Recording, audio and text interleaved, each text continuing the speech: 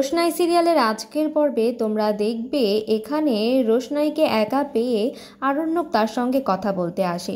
আরণ্যক তাকে বলে, আমি তোমার হবু বরের সঙ্গে কথা বলবো। তারপর রোশনাই বলে, কেন, আপনি কেন তার সঙ্গে কথা বলতে চান?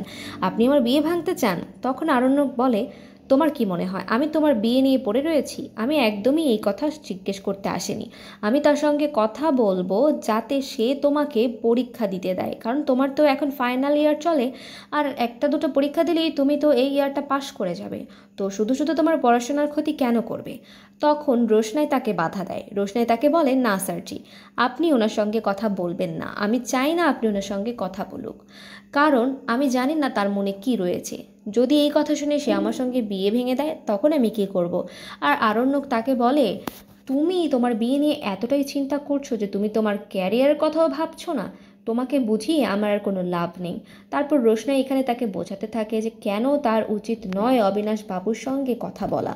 তো তোমরা আজকের পর্ব দেখার জন্য কতটুকু এক্সাইটেড কমেন্ট করে অবশ্যই জানাও, আর আমাদের চ্যানেলটিকে সাবস্ক্রাইব করে আমাদের সঙ্গেই থাকো নতুন নতুন আপডেটের জন্য।